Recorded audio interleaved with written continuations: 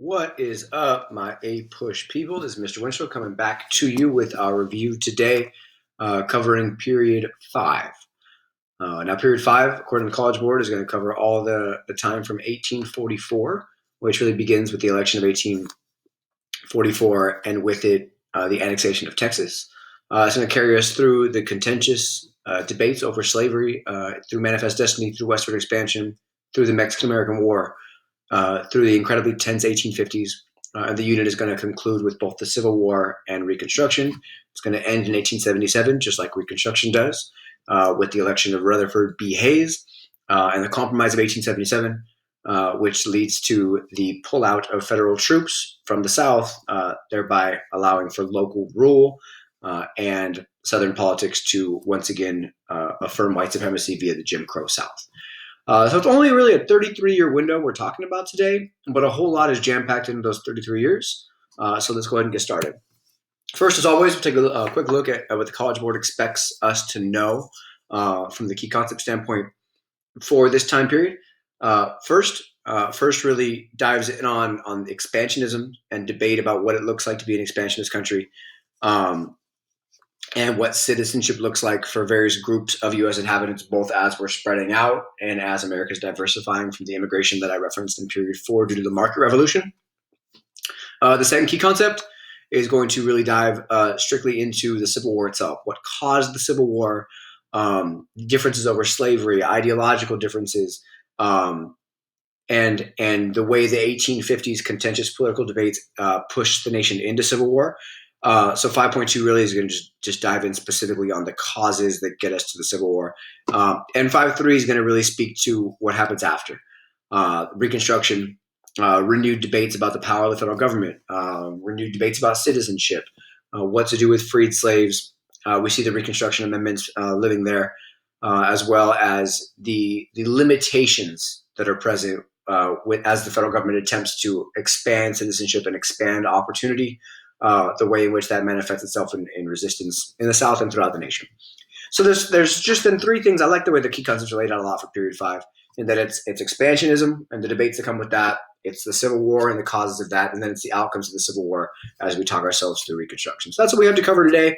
We're going to cover it via four main ideas. The first is Westward expansion and Manifest Destiny, how and why the U.S. acquires the territory that it does. And then second, I think is kind of like a 1A, but we have it separately. As America expands, as America gathers new territory, we're going to renew the debates on slavery that had been quieted down after the Missouri Compromise, at least on the national level. And so we'll talk ourselves through the Compromise of 1850 there. We'll talk ourselves through the Kansas-Nebraska Act and Bleeding Kansas. We'll talk ourselves through Dred Scott and how the debates on slavery in the territories then manifest itself into debates on slavery nationwide.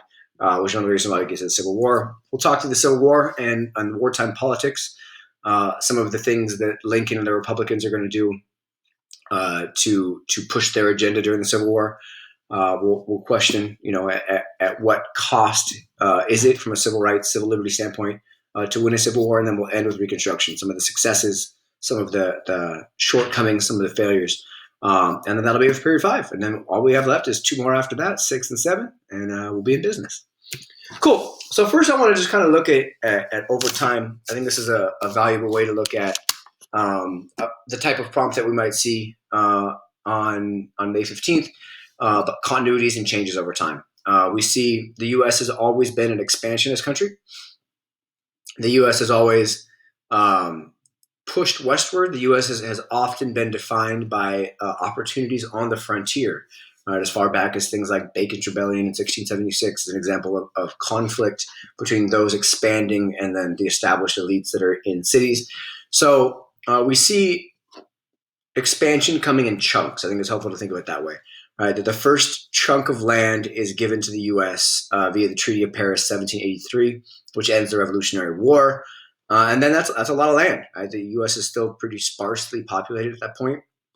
Under Jefferson's presidency, we talked about in the period 4 video, he executes the Louisiana Purchase, doubling the size of the country in one big purchase, purchasing that from Napoleon and France.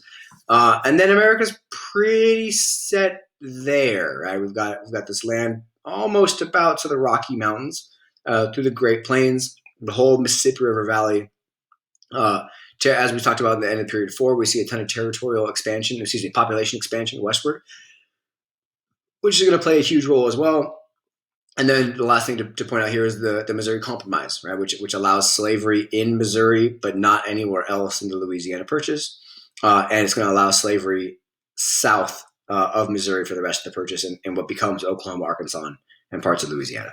Our next chunk of land that gets acquired is the annexation of Texas, which we'll talk about here in a moment. And then with that, kind of in one big fell swoop, one big swing, all this other land is also then acquired from Mexico. The Mexican cession via the Mexican-American War and the Treaty of Guadalupe Hidalgo. A couple years later, the Gadsden Purchase, which is purchased as an attempt to create a transcontinental railroad to the Pacific Ocean. And then we're also going to settle the Oregon Territory dispute with Great Britain here. So for the most part, that's it as America marches westward.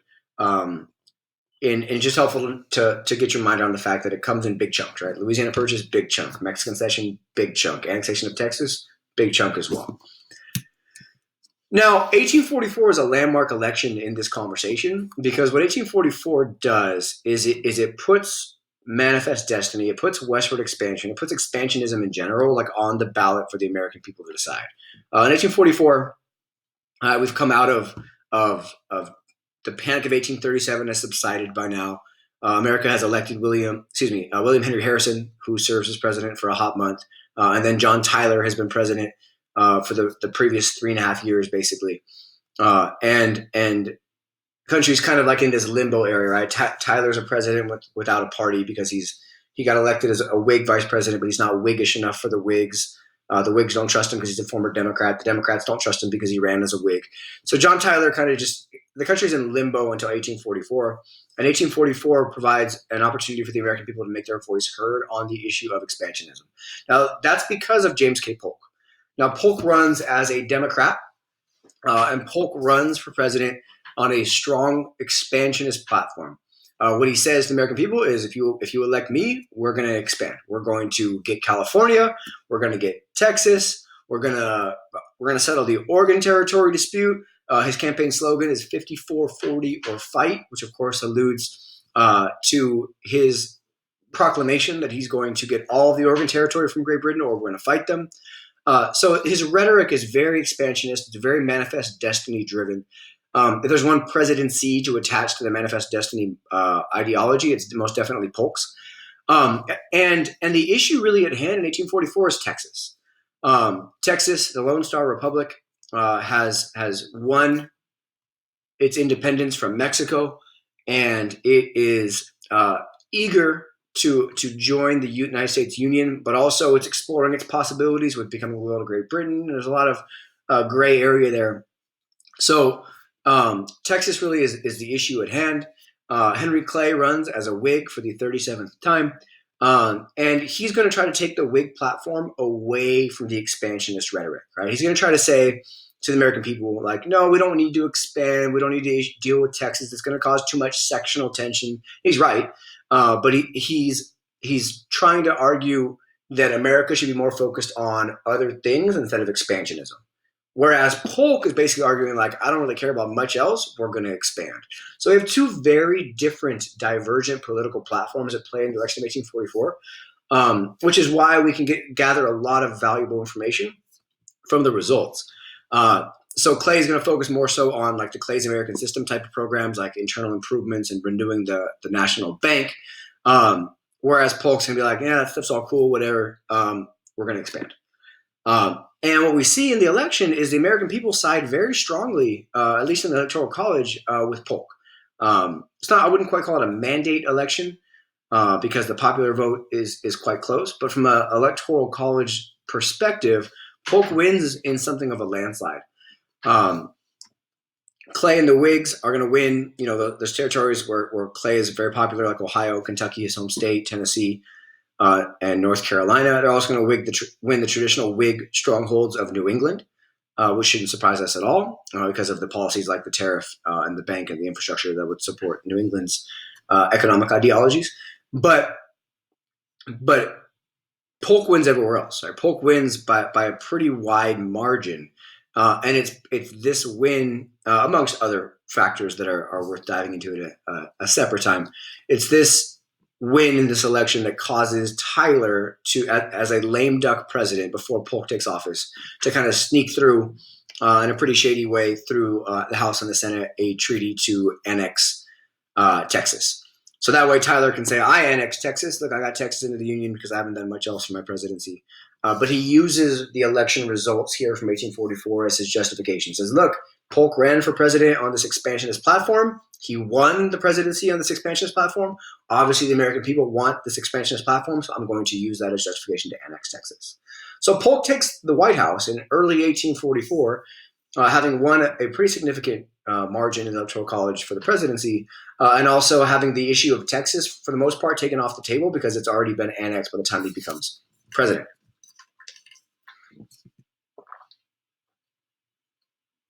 So James K. Polk's going to serve, he promises from the beginning, I'm only going to serve one term. Sure enough, he only serves one term. He's a staunch Jacksonian Democrat. He is often called Young Hickory, as he's like the successor, if you will, to the Jacksonian Democrat ideology. What that means is he's a slave owner. What that means is he's a states' rights supporter. What that means is he is a manifest destiny expansionist backer. So he is a lot of those things with the Jacksonian ideology from the 1820s and 30s applied to a new window of time here in the late 1840s.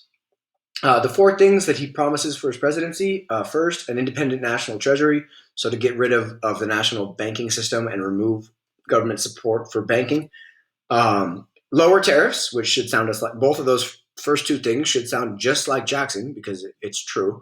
And he promises to 5440 on Oregon, so get all Oregon territory for America, and capture California, get California from Mexico. Now, close these blinds.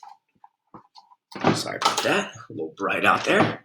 On the Oregon issue, he promises an ideology, promises an approach of 5440 or fight. What he actually brings to the White House instead is negotiation, not fighting.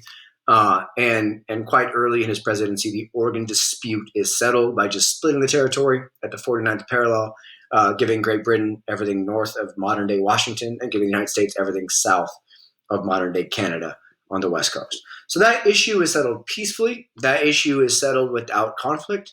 That issue is settled without the U.S. saying all of it or bust, even though that's the ideology he brought to the presidency. Now, the place in which we see more conflict is the Mexican-American War. Now, 1848, the Mexican-American War is settled via the Treaty of Guadalupe Hidalgo. The war itself is a little bit controversial and questionable in terms of how it's begun. It's begun over disputed territory the U.S. says is theirs, territory the Mexicans say is theirs. Of course, that leads to incredible sectional tension between the two sides over questions of, are we fighting this war to spread slavery? Are we not fighting this war to spread slavery? What's going on with slavery? It's where Abraham Lincoln becomes at least temporarily famous for what he calls his spot resolutions, in which he gets in front of Congress and says, if you can show me the spot where the war was begun and prove to me that that's actually American land, then by all means, we have every justification to go to war. But if you cannot, then we do not. So the Mexican-American War is going to get America a vast swath of territory. Go back 2 slides. It's going to get Mexico to agree that Texas is now part of America, which they had not agreed to previously, as well as cede all of modern-day California, all of modern-day Nevada, Utah, parts of Wyoming, Colorado, New Mexico, and Arizona. So it's a huge chunk of land via the Treaty of Guadalupe Hidalgo, and it's going to look like a huge blessing for the United States with all this new land. It's what America wanted. This destiny to spread from sea to sea. But I'll quote the great Ralph Waldo Emerson, a transcendentalist, who says, Mexico will be like arsenic. The U.S. will swallow it, and it will poison us. And what he means there is that like this land that we've acquired is going to actually end up poisoning and killing America, because he understands that by getting all of this land, you've renewed the debates on slavery in a political climate that can't really handle having moderate debates on slavery. So this is going to cause a huge increase in sectionalism between the two sides as from the mid 1840s forward, our parties, our political parties, the Democrats and Whigs, start becoming a little more sectional. The North, many in the North, Whigs and Democrats, are going to be opposed to the expansion of slavery. Now, this is not to say that most in the North are abolitionists, because that's not even close to true. But what we're starting to see in Northern politics is this opposition to any expansion of slavery. They'd like to keep the Missouri Compromise where it was, which settled that territory that's left. But all the new land that's acquired, that should not allow slavery to expand. There's a couple reasons for that. Reason one is moral, right? There's these new emerging arguments from the abolitionist movements of the 1830s and 40s that argue against the morality of slavery. Reason two is economic. The Northern, what becomes known as the free soil ideology, wants to save those lands for not because they believe in racial equality, but because they want to allow for white supremacy in the territories, not having to compete with slave labor. And reason three is political. As we've seen, even as early as the Hartford Convention, the northeastern part of the country recognizes that the more we spread out southward and westward and allow slavery to expand, the more we allow the slave power, the slave influence to control our politics. So the argument is that the slave states already have extra advantage in representation because of the 3/5 compromise, which gives an extra vote in electoral college. So the last thing we should do is allow that power to expand any farther. The best example of this is the Wilmot Proviso, proposed by a Whig Congressman, David Wilmot of Pennsylvania. And he's going to propose during the Mexican-American War that all land acquired from Mexico should be kept free from slavery. Now, this is not because Wilmot is a staunch abolitionist or some morally upstanding figure. He's just going to become kind of the epitome of this free soil ideology. This land should be kept free so that the white population can spread out without having to compete with black labor. It's this new acquisition of land which creates the Free Soil Party, which is kind of like the successor to the Liberty Party. The Free Soil Party, though, is not going to go as far like the Liberty Party did to say, let's abolish slavery. They're going to be just that. They're going to say, quite simply, we stand for a variety of things, but the thing we most stand for is refusing to allow slavery to expand. The Free Soil Party is going to actually run a presidential candidate in 1848, Martin Van Buren.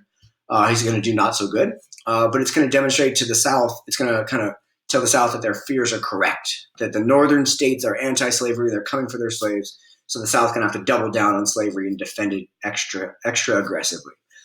Now, the South does want the expansion of slavery. As I've said in class to you all before, slavery as an institution is dependent on its expansion. Slavery needs to expand because of soil depletion. Slavery needs to expand because of concentration of slaves and the desire to somewhat diffuse the African American population so that it's safer for white America. So we see really beginning in the late 1840s into the 1850s, the South begins defending slavery very staunchly as a positive good. That phrasing first comes from John C. Calhoun, as he argues that slavery is actually good for the slave, that slavery is Christianizing slaves, slavery is modernizing slaves, slavery is bringing civilization to the African peoples who previously were left in savagery. So the South is going to pretty strongly support the Mexican-American War because they see it as an opportunity to expand slavery westward in a way that they couldn't before because of the Missouri Compromise.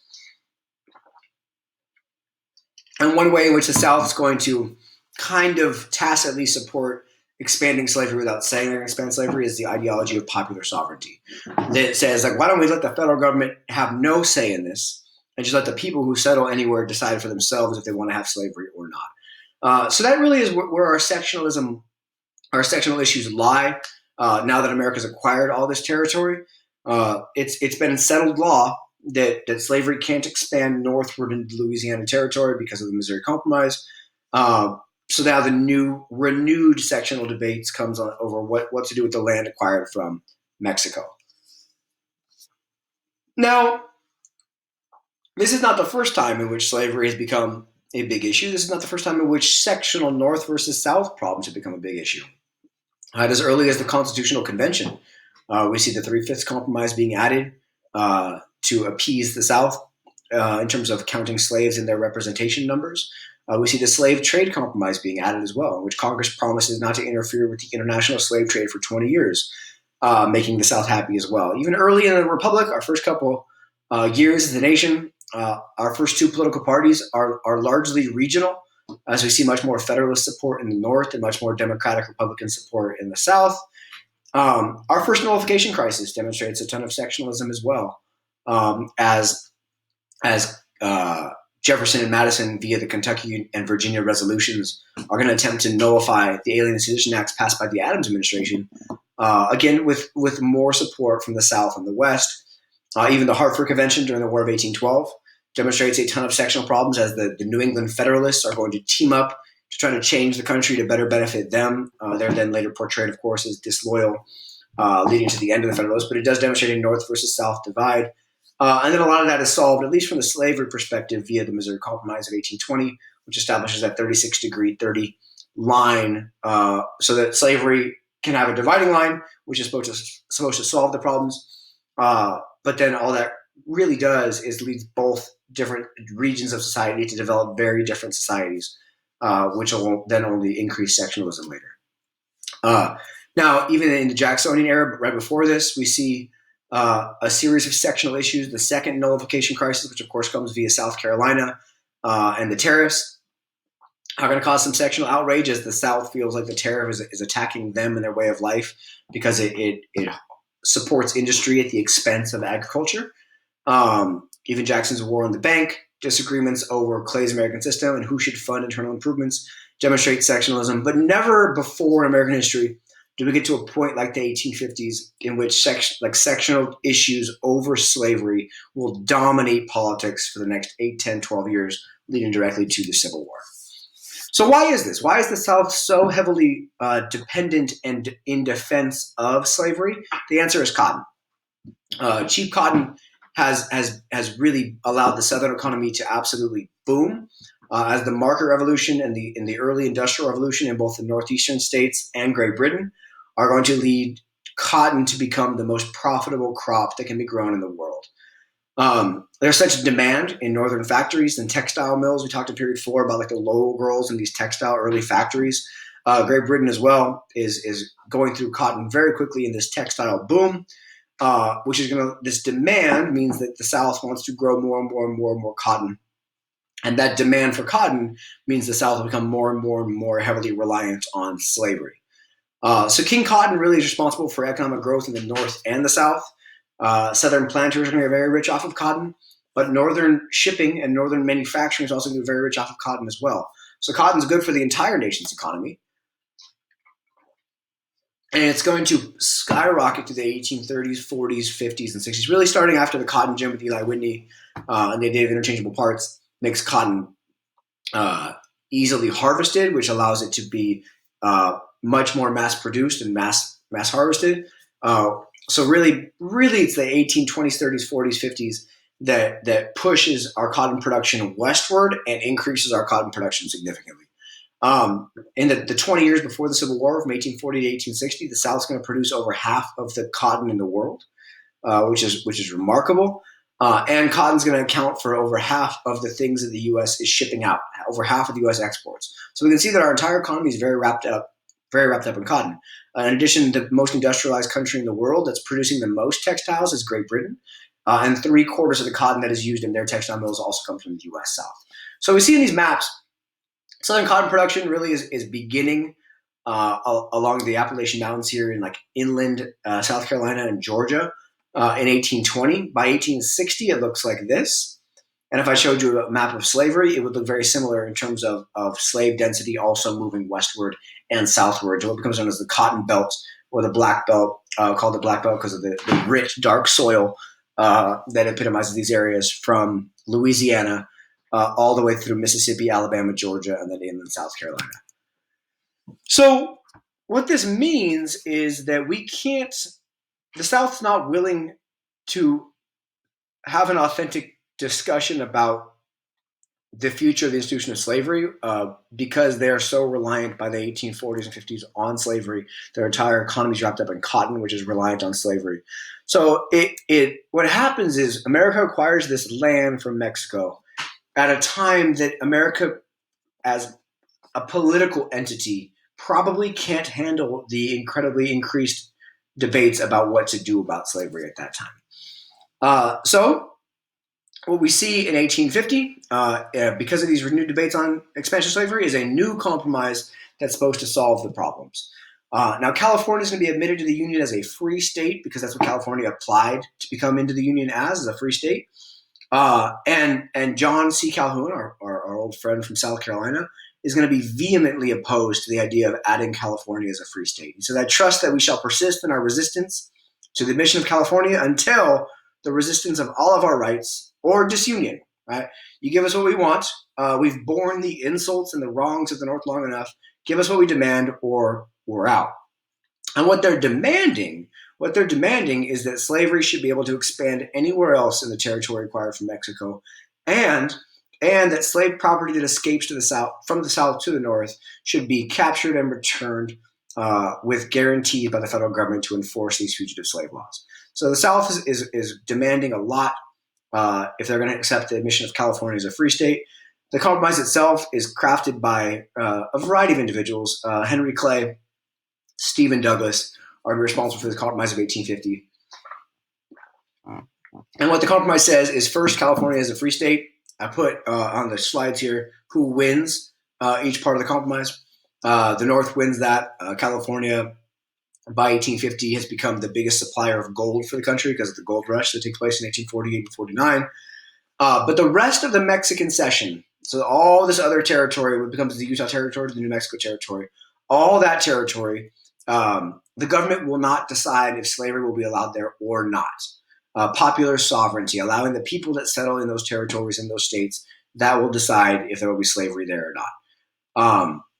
So that's a win for the South because it's not restricted from spreading there; it's allowed to spread there. The third is a much stronger, reinforced, strengthened fugitive slave law, which allows for local authorities to enforce this law, ensuring that all escaped slaves are returned to the South.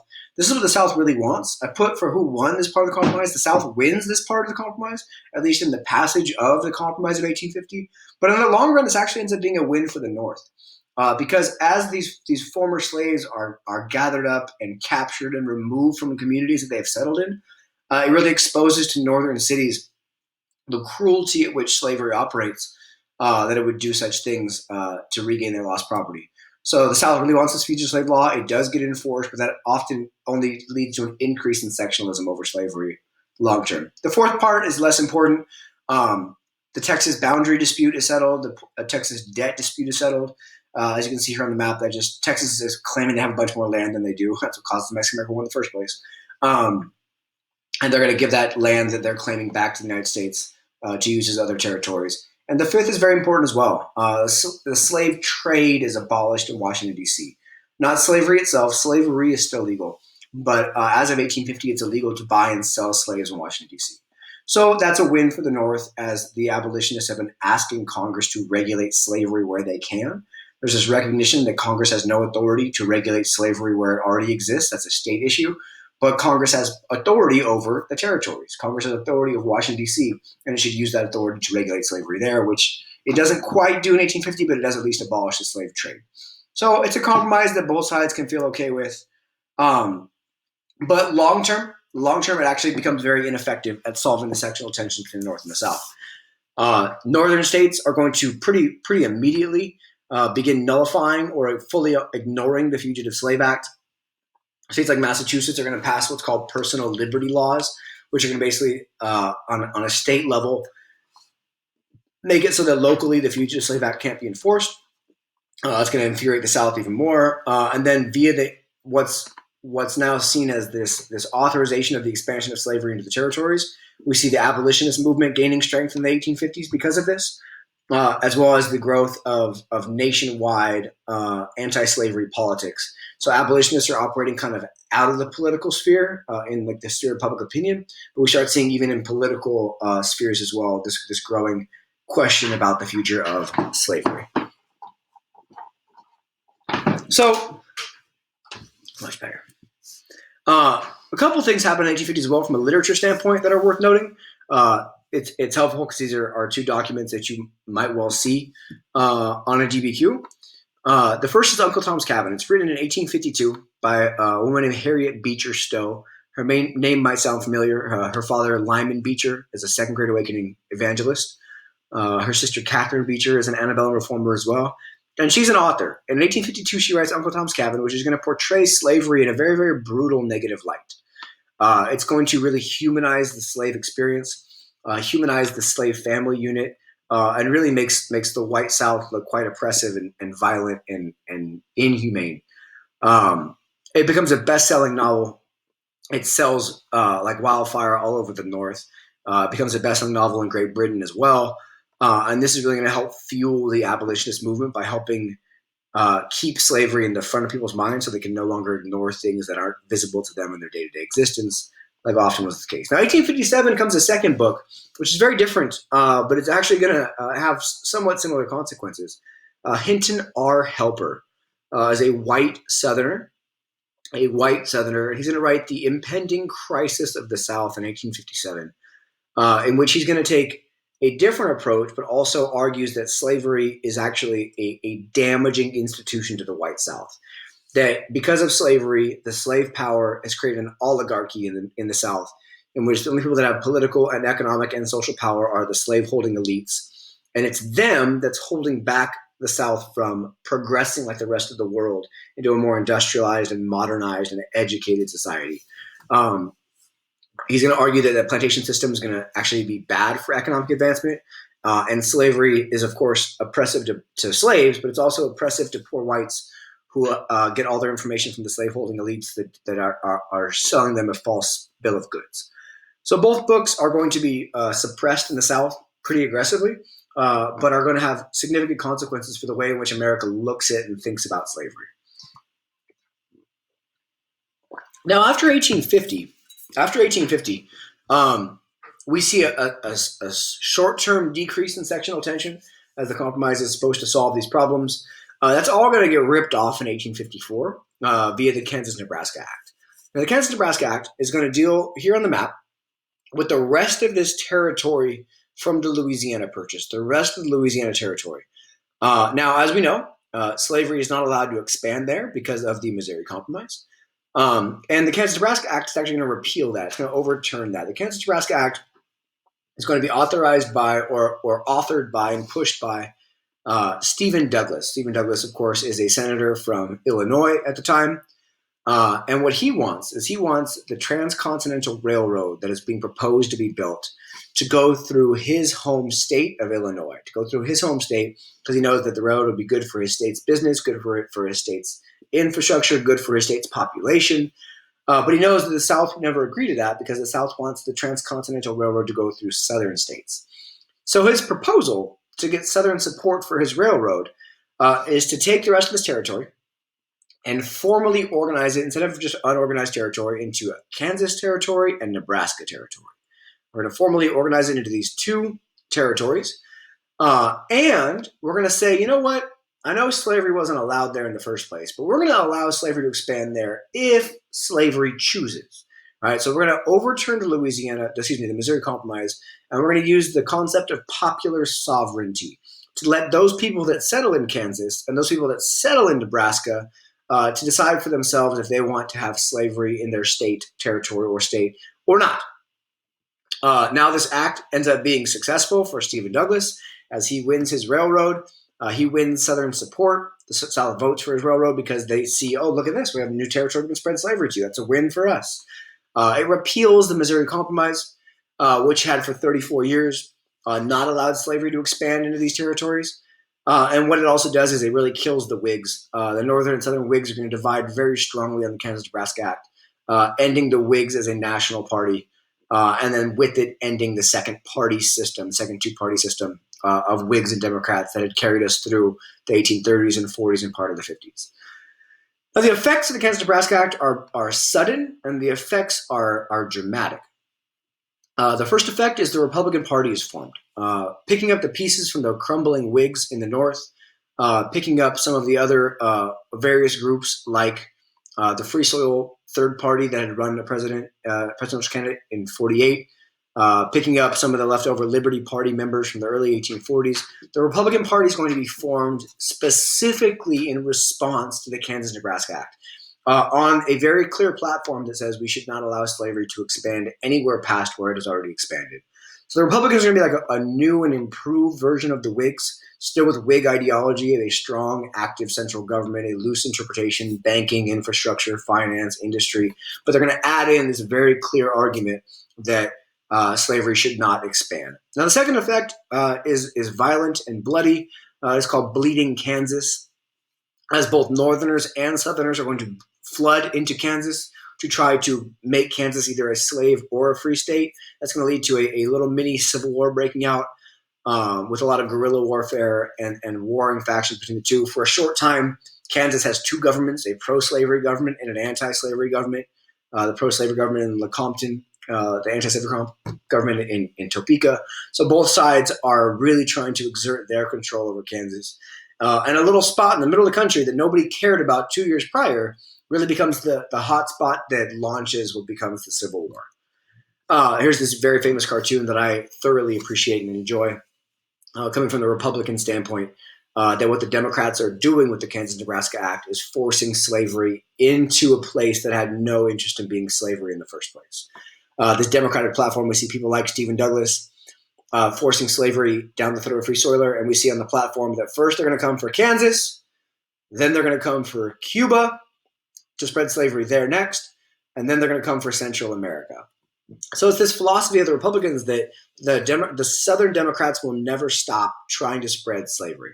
It may be Kansas today, tomorrow it'll be Cuba, and then after that, who knows? The Cuba point actually is kind of helpful factual information in that under the Buchanan presidency a couple years later, he does try to authorize what's called the Ostend Manifesto, which is an attempt to buy or annex Cuba and turn it into a slave state as well. So these accusations are not unfounded, is my point. Now, the debates about Kansas and slavery, they bleed into the U.S. Senate, actually, as a congressman, of course, from South Carolina, is going to use these arguments, use these debates to try to redeem Southern honor. A Massachusetts senator here on the ground named Charles Sumner, who's about as close to an abolitionist as the Senate has at the time. Charles Sumner is going to make a speech called The Crime Against Kansas, in which he accuses the entire South of being pimps to the prostitute of slavery. That's going to lead Preston Brooks, congressman from South Carolina, to take this opportunity to beat the crap out of him with his cane. Again, demonstrating the sectional tension that has now actually manifested itself into violence in the U.S. Capitol building as he breaks his cane over Charles Sumner's head. And within 2 weeks, he's been mailed thousands of canes from people all over the South who regard him as a hero. Charles Sumner, who is caned half to death here, will have to leave the Senate for multiple years. But he, I think, eventually gets the last laugh in being a radical Republican pushing for Reconstruction and equal rights for African Americans during the Reconstruction. So short-term win for the South, long-term win for the North. And here's this argument that here in the North they argue with words and argument. In the South they're violent and aggressive and not civilized. So we see a lot of the sectional tension that's all coming off of all places, freaking Kansas. So even after Bleeding Kansas and the Kansas-Nebraska Act, issues have been somewhat settled. There's still a lot of tension going back and forth on will Kansas become a free state or a slave state. During the Civil War in 1861, actually Kansas comes into the Union as a free state under Lincoln's watch, but a lot to happen before then. 1857, we see a monumentally important Dred Scott versus Sanford decision by the Supreme Court, which makes the whole argument moot anyway, or meaningless anyway. Now, the Supreme Court rules in this case in 1857 of Dred Scott versus Sanford. Dred Scott sues for his freedom because he argues that as a slave, I was taken to a free territory where slavery was illegal, and therefore I can no longer be a slave. The argument is compelling. Unfortunately for Dred Scott, the Chief Justice of the Supreme Court is Roger Taney, who's appointed by Andrew Jackson to replace John Marshall, who we talked about in the period 3 and 4 video.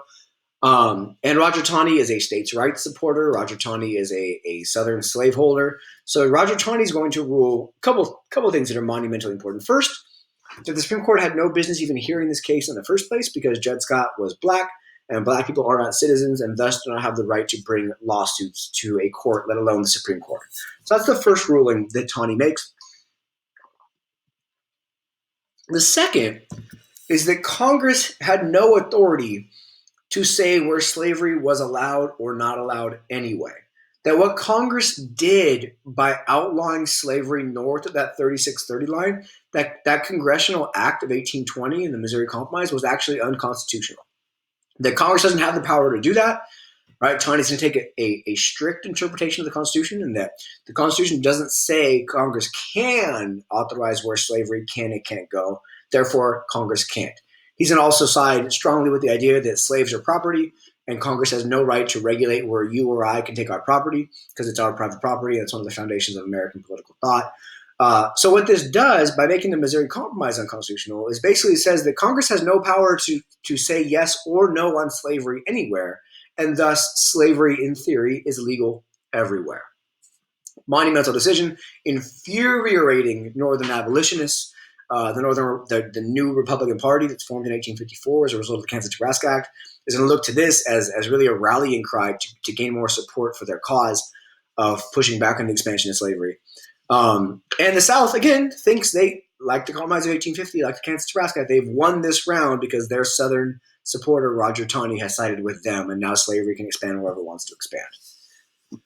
Now, 2 years later, kind of the last real cataclysmic event before the Civil War itself is John Brown. John Brown is already famous or infamous in abolitionist circles for slaughtering a bunch of people during Bleeding Kansas. He's going to go to a place called Harper's Ferry, which is in the border of Virginia and Maryland. And his goal is to start a slave uprising. He said, I'm going to take my supporters. There's going to be thousands of us. We're going to take over this federal armory where the government keeps their weapons. Then we're going to go into all these plantations. We're going to free all these slaves. They're going to uprise with us, and we're going to overthrow the Southern society from within. He tells Frederick Douglass this, and Frederick Douglass says, bro, you're crazy. Like, pump the brakes. This is a terrible idea. And John Brown's like, no, I'm doing it anyway. Instead of the hundreds or thousands of supporters that he anticipated having for this rebellion, he instead has 24 people that show up. And they do, in fact, first take over the federal armory because it's very lightly guarded. But within a day, the U.S. Army is there to put them down. He frees like 8 slaves, and then those slaves are all returned to their plantations. Brown is executed for treason, for trying to overthrow the country's government. And it's this that really starts the South really preparing for a civil war, because their worst fears have come true, that the rabid abolitionist Northerners are coming for their slaves. So really this is like the last straw that broke the camel's back, so to speak. And with it, then a year later, Lincoln gets elected, the South secedes, and then we're on our way to civil war. So really it's this decade, though, in the 1850s, that gives us our next party system, which is important to talk through. So we started with Federalists and Democratic Republicans. Then we went through Democrats and Whigs. Now we have Republicans and the Democrats. Now Republicans are going to take on that mantra of the Whigs, like I talked about, with policies that are more so national in scope, a stronger national government. They're going to embrace like a Free Soil Homestead Act of allowing white people to spread out and get land on the frontier without having to worry about competing with slaves. They're going to be in favor, like Henry Clay and the Whigs were, of federally funded infrastructure. They're going to be in favor, like Clay and the Whigs are, of protective tariffs as well. They're going to see their support strongest in the Northeast, much like the Whigs and the Federalists as well.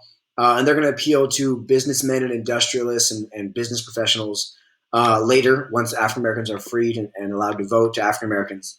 The Democrats will be the opposite. They're going to embrace more laissez-faire policies, so no tariffs, no regulation of business, leave businesses alone. They're going to see most of their support from what becomes known as the Solid South, as well as Catholics and immigrants.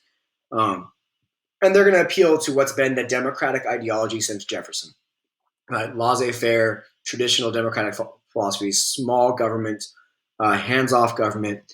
And they're going to appeal to small farmers, to unskilled laborers, to urban immigrants, as well as the South. So this really is our party system for the duration of period 5, which is really worth noting. I think knowing your party systems is very helpful because that kind of specific factual information can become really useful outside evidence in a DBQ.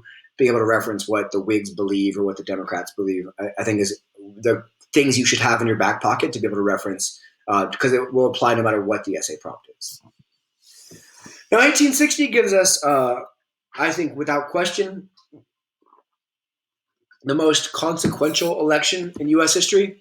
The Republicans nominate Abraham Lincoln in 1860, and the Democratic Party is going to split into Northern and Southern Democrats. The Northern Democrats nominate Stephen Douglas, he of the Kansas-Nebraska Act. The Southern Democrats are going to nominate John C. Breckinridge, who is Buchanan's vice president, and the Constitutional Union Party will nominate John Bell. The Constitutional Union Party is this little coalition of like Southern Democrats that don't want to secede and Southern Whigs that can't join the Republican Party because they're anti-expansion of slavery. So we see this kind of mix mash, hot mess of parties running for president because of all this splitting, and because the North's population is so much greater than the South's. So therefore, their electoral votes are so much greater than the South's. That Abraham Lincoln is able to win the election. He wins 60% of the Electoral College vote. Because the North's population is so large, without even getting a single vote in the South. He doesn't win one electoral college elector in the South. He's not even on the ballot in 9 Southern states. And despite that, Lincoln wins the presidency by basically winning every single free state. Every state that doesn't have slavery votes for Lincoln. Every state that does have slavery does not vote for Lincoln, and it doesn't matter. The South still loses. Even if you added up Breckinridge and Bell and Douglas's votes electorally, they would not be enough to beat Lincoln. So Lincoln, by winning all the northern states, wins the election, and it's this that causes the South to secede. South Carolina is going to secede 1 month after the election in December, followed shortly by the rest of the Deep South. Georgia, Alabama, Mississippi, Louisiana, Texas, and Florida are all going to secede before Lincoln has even taken office. So during this lame duck period, the southern states are going to secede. They're going to leave the Union, or they're going to try to. They're going to form the Confederate States of America. They're going to elect Jefferson Davis as president. They're going to create a new Southern Constitution that looks a whole lot like the United States Constitution, except it explicitly protects slavery. And with that, the Civil War is underway. So, like I told you, the Constitution of the Confederacy is very similar to the U.S. Constitution, except it protects slavery. It protects states' rights. It makes a very, very weak federal government. The federal government almost actually functions like the Articles of Confederation did, which we talked about in period 3, in which the states have all the power, all the support. It outlaws tariffs because the South hates tariffs as well. And like I said, it makes a very, very weak national government. Okay. And there's Jefferson Davis. He's the Confederate president, and off we go. Now, I'm not going to spend any time talking about the actual Civil War because the value of that for our review purposes is moot. I'm happy to walk you through some of the other policies if we need to individually, or you can go back and reference those notes. But a couple of things are going to happen that I think are helpful to have in your back pocket during the Civil War. The first is the draft. We see conscription, forced entry into the war by both the North and the South. The Union and the Confederacy are going to create draft policies that are going to increase the number of soldiers in the army. This leads to some significant opposition, specifically in the North, specifically in cities like New York City that have a strong immigrant population and therefore a stronger Democratic party affiliation. So New York City is going to have some significant draft riots, particularly after the Emancipation Proclamation, which makes the war more about slavery than it does about union. It's going to lead to a lot of the people that are not in favor of ending slavery to be like, why am I being drafted to fight in this war that I no longer agree with? We also see the Lincoln administration limiting or restricting at times civil liberties, civil freedoms. The Lincoln administration suspends habeas corpus, which is basically the idea that when you are arrested, you have the right to know what you're being charged with, to be formally charged with a crime and then defend yourself. So you can't just be in jail forever just for being arrested. Lincoln actually suspends this and uses this opportunity to put in jail people that are trying to get other states to secede, like Maryland. We also see the imposition of martial law, which is ruled by the military in places like Maryland. Even the example of Clement Vallandigham, who is a congressman from Ohio, who's very, very accusatory of the Lincoln administration and the way they're conducting the Civil War. When he loses his reelection campaign, Lincoln has him basically ejected to the South. He says, if you like the South so much, you can go live there, and kicks him out of the country. And Lincoln also uses his opportunity to shut down a couple pro-secessionist newspapers that are arguing in favor of secession. So it just inspires these questions that I think are worth thinking about civil liberties during wartime. Really, it's a continuity. We see that in the Alien Sedition Acts, for example, during the Quasi-War. Here in the Civil War, civil liberties are restricted later for World War I. We're going to see the Espionage and Sedition Acts, World War II with the internment of Japanese Americans. So it should not surprise us that civil liberties are limited, but it's a useful thread to pull on that connects a lot of things over time. Also, Civil War politics-wise, the Republicans are going to use the fact that there's very little opposition to their policies since the South is gone to pass a couple really aggressive pro-Republican ideology policies. The first is the Homestead Act, which I referenced earlier, which pushes for the free soil ideology, the spreading out of white society via basically free land in the West. The second is the Pacific Railway Act, which is going to cause the federal government to fund a transcontinental railroad, which we'll talk about more in Period 6. The third is the Morrill Land Grant Act, which is going to allow states to use some of the land, the territory land that has been given to them out in the frontier to create colleges, agricultural and mining colleges, so that as people spread out westward, they are encouraged to get an education and better the society around them. And the fourth is, of course, a hugely increased tariff to help pay for the war and to protect northern industry. It's this tariff, as well as a lot of the wartime production, that becomes really the momentum that creates the post-war industrial revolution of the Gilded Age. So it's important to think about how these things are going to impact what happens later with the railroad, with the Indian Wars, with the Industrial Revolution. A lot of that comes off of these policies that are passed by the Republicans during the war. Good. So the war, of course, centers on slavery. The war is caused by slavery, debates about the expansion of it. The South tells us so when they secede. South Carolina says we're seceding to protect slavery. Alabama says we're seceding to protect slavery, right? And Lincoln, in his first inaugural address, when he first takes office, he says very clearly, South, you have nothing to worry about, right? I have no power, nor do I have the intention to interfere with slavery where it exists. And the South says that's not good enough, because as I referenced a little bit ago, the institution of slavery is dependent on its expansion. Lincoln says, we're not going to start the war. You're going to start the war because you're the ones leaving. But you don't have to leave. We can be friends. We're not enemies, but brothers. Come back. It's all good. I won't mess with slavery where it is. And the South leaves anyway. And really, from the get-go, from the very beginning of the war, the Republicans and Lincoln are going to pursue a policy of military emancipation, of freeing the slaves militarily as the war goes on, that will only escalate over time to things like citizenship and voting rights.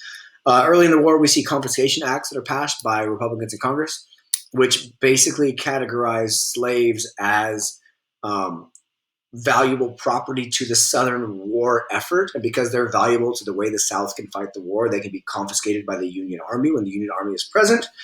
That kind of sets us on the path towards the Emancipation Proclamation, which is issued on January 1st, 1863. The Emancipation Proclamation basically says all slaves that are in rebelling states, so areas still in rebellion, will henceforth be freed, and it allows for African Americans to enlist in the Union Army to fight for the Civil War cause, which is a big deal. We see African Americans after this fighting in a number of very important battles and having some phenomenal contributions, which helps disprove the Southern ideology that African Americans are second-class humans. A document that you may very well see on a DBQ would be like the Gettysburg Address, which is monumentally important. Lincoln's address in 1863 in dedicating the Gettysburg Cemetery to those who died at the Battle of Gettysburg. The speech is important because it urges America to embrace the chance for a new birth of freedom, is the forward phrase that I was always helpful to remember for the Gettysburg Address. A new birth of freedom that says, here's our chance to restart America on basis of equality and no slavery and the like. In his second inaugural address, after he's reelected, he very explicitly blames slavery for the war. and again reiterates the idea that we have a chance to move forward from this great national sin to a better place. The 13th Amendment, which is ratified by the states in 1865, banning slavery nationwide, is Lincoln's doing. And then, of course, he dies. So before that, though, 1864 is a really important election. Lincoln's running for re-election despite the fact that the war is ongoing. He picks Andrew Johnson, a Democrat, as his running mate. Really, it's the William Tecumseh Sherman takes his army across the entirety of the South, burning a wide path as he goes as a Union general, and eventually captures the very important city of Atlanta in Georgia on what's called Sherman's March to the Sea. In capturing Atlanta, it shows Northern society that, in fact, the Union is winning the war and about to win the war. That's what really reaffirms their decision to vote for Abraham Lincoln. Lincoln wins in a landslide election, as you can see here, throughout the North, only losing the slave states of Kentucky and Delaware, as well as the free state of New Jersey. Everything else is going to vote Lincoln. And as you can see, the Confederate states don't get a vote because they think they're their own country at this point. He runs against his former general, George McClellan. George McClellan runs on like a peace Democrat platform. Vote for me and we're going to negotiate an end to this war. And Lincoln says, vote for me and we're going to win this war. And Lincoln votes. They vote for Lincoln, and Lincoln, in fact, wins the war.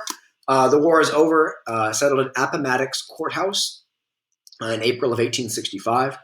So just about 3 months, two and a half months after Lincoln's second term begins. But the Confederacy promises to rise again. There still is significant violence in little pockets across the South of those who think the war will never actually be over. And unfortunately, 5 days later, Lincoln is assassinated. So we can't actually get to see what he would have done with Reconstruction, how Reconstruction might have looked differently had he survived. So it's important to be able to understand what causes the Civil War. Debates about slavery, debates about the expansion of slavery, debates about Southern rights, as well as the way the war shifts politically towards becoming a war about abolition, a war about equality, that we can use evidence for things like the Gettysburg Address and Lincoln's second inaugural. So those are important things to note. My expectation is the College Board's going to pick something pretty well known for the DBQ this year because it's only fair considering we're distance learning it up. So my inclination for you guys is to be pretty comfortable and familiar with all that sectional tension from the Mexican-American War through the Civil War, because that's something that is taught pretty widely across the nation and would be the type of question that you might see. Now, after the war, there's a couple of effects that are worth noting. Politically, the Northern Republicans are in great power and great control. Southern power, the slave power that had dominated American politics and society for so long, is decimated. But we're going to see a split in the Republicans between the more radical group of Republicans who want to do things like guarantee equal rights for African Americans and push for voting rights and punish the South, towards more moderate Republicans that are more about union and putting things back together and moving forward. Economically, the war was very expensive. There's been a ton of post-war inflation. Reconstruction is expensive. It's going to try to rebuild the South both physically and also societally.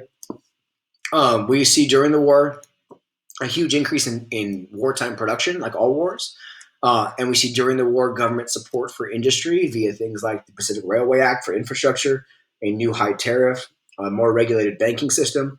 So what that means is after the war, some of these developments are going to lead to a huge economic boom that becomes America's big industrial revolution during the Gilded Age in the 1860s, 70s, 80s, and 90s.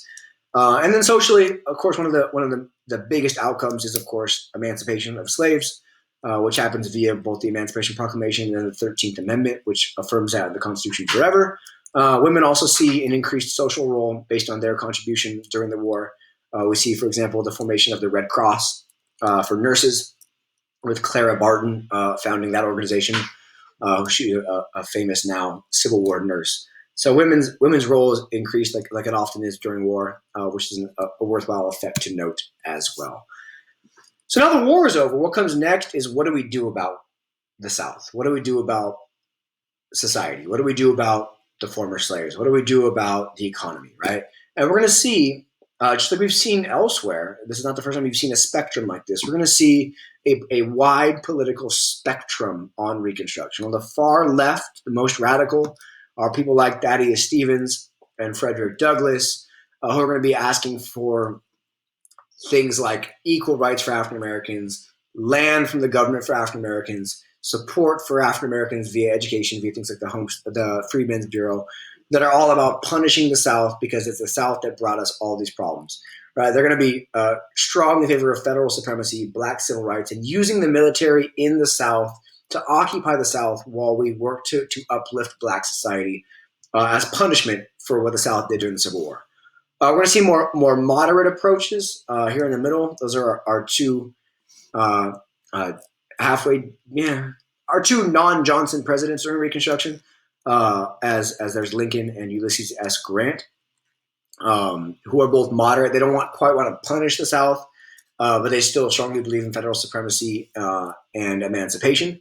To their right, you see people like Andrew Johnson, who's going to serve as president once Lincoln gets assassinated, who has no interest in using the military to make the South do anything, who has no interest in black civil rights, who has no interest in military occupation, who's in favor of states' rights, still considers blacks as second-class citizens.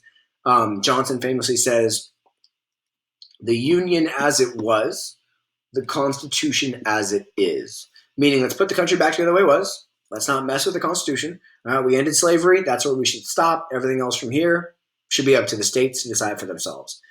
And then you see on the farther right of them, the Redeemers, who are going to argue the South should rise again. They're resistant, strongly resistant to Reconstruction, strongly resistant to African American emancipation. And then to their right, the KKK, the white paramilitary terrorist organization that is formed to try to reaffirm white supremacy. So I think it's helpful to look at Reconstruction in three phases. First is presidential Reconstruction, when the presidents, both of them at the time, really have their hand on what's happening Reconstruction-wise. During presidential Reconstruction, a couple of good things to note is President Lincoln is going to actually veto the Wade Davis bill that radical Republicans in Congress had passed during the war, which would have done things like punish the South and push for immediate progress. And Lincoln doesn't want to do that during the war because he's going to push for more conciliation. Let's put things back together. But under Lincoln's version of Reconstruction, we authorized the Freedmen's Bureau, which is going to be the first real welfare agency, federal government welfare agency in American history, which is going to push for things like resources and education and supplies and healthcare for freedmen, as well as displaced white people who've lost their land because of the war. In the South, Freedmen's Bureau is going to cause a lot of trouble later, as Johnson's going to try to veto it, try to get rid of the Freedmen's Bureau. It's going to cause him some trouble. And then once Johnson takes over, he has a ton of leniency for the South. And under his watch, right after the Civil War ends, for the next year and a half or so, we're going to see black codes being put in place, which are the immediate reaction to slavery. So slavery and then black codes, which are going to really limit what these newly freed slaves can do. Can't own property, can't sign a contract, can't do this, can't be out after night, can't own weapons. All these things are going to the southern states are going to try to put in place quite quickly to reaffirm white supremacy, despite the fact that slavery is over. Now, it's this that gives rise to radical Reconstruction or congressional Reconstruction, which will really be the next 10 years.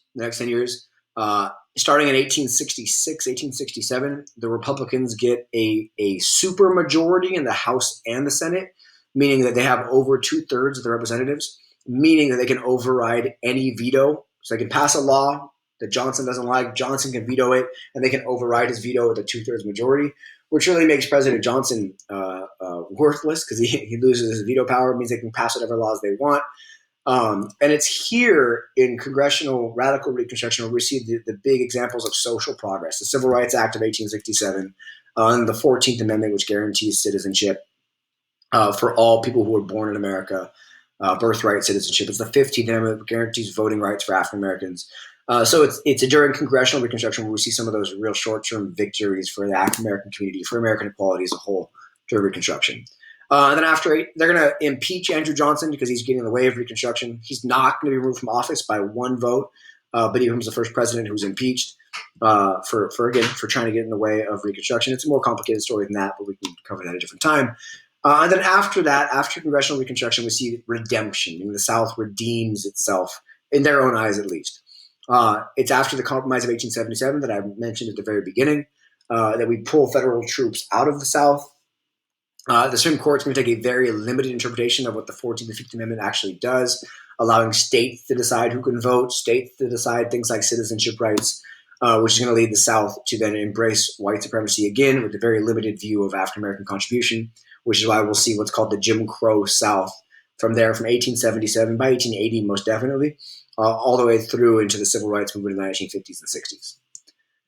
So worth noting, the Freedmen's Bureau, which I referenced, it's formerly known as the Bureau of Refugees, Freedmen, and Abandoned Lands. It's going to provide food, shelter, medicine, and support for freed blacks and displaced whites.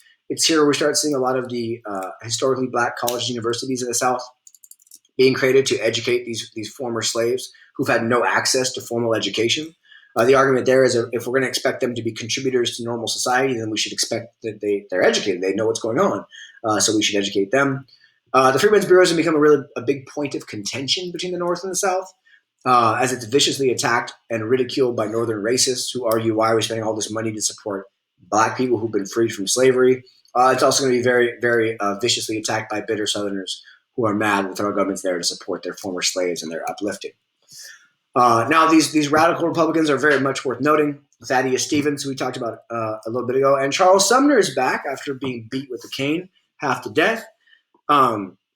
They're maybe two of the most important radical Republicans. And keep in mind, the radical Republicans are pushing for the social change, the progress for African Americans, the guaranteeing of voting rights for African Americans, as well as punishing the South in order to do so, using the military aggressively. It's this midterm election of 1866, which gives them the supermajorities in both houses. They're going to use the argument, which is a quite compelling argument, that not every Democrat was a rebel, meaning not everybody that seceded from the U.S. was a Democrat, but every rebel was a Democrat. Interesting. It's a compelling argument. It gets the radical Republicans a ton of public support. They're going to use this same type of argument throughout Reconstruction called waving the bloody shirt. Vote for us because you vote for them. You're voting for the people that started the Civil War.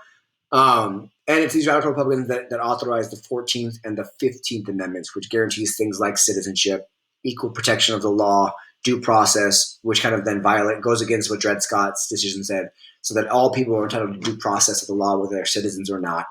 And the 15th Amendment, which guarantees black male suffrage.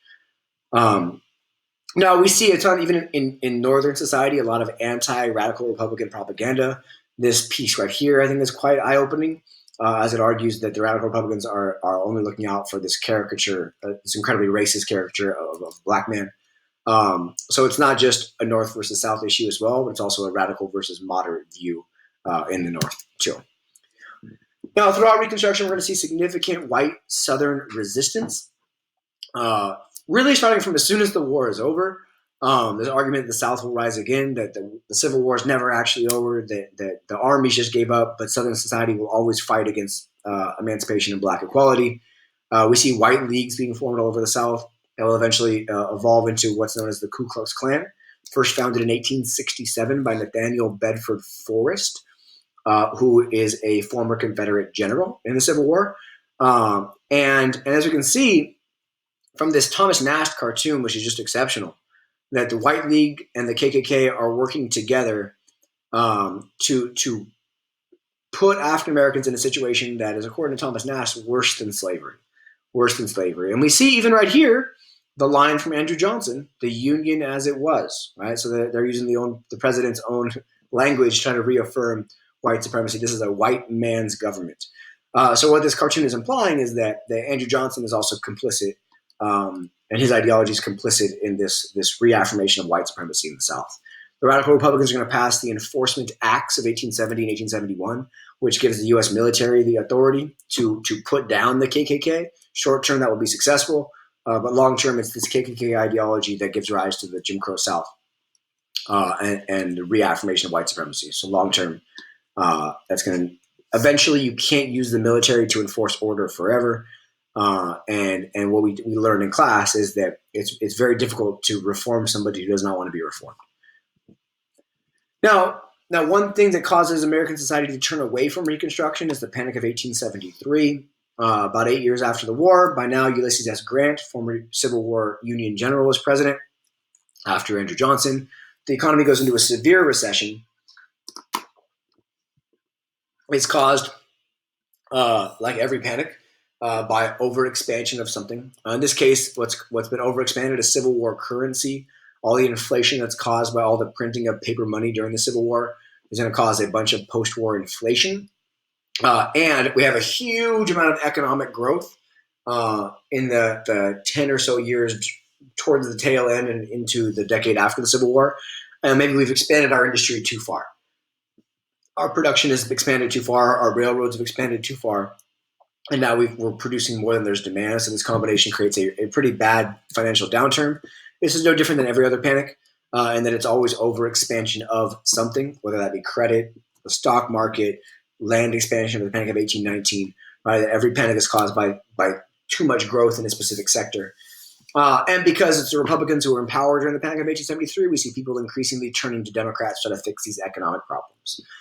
So this is one of the reasons why we start seeing a decrease in support for the Republican policies. Is people were like, why are we doing all this work and spending all this money to support African Americans when we can't even get jobs here ourselves?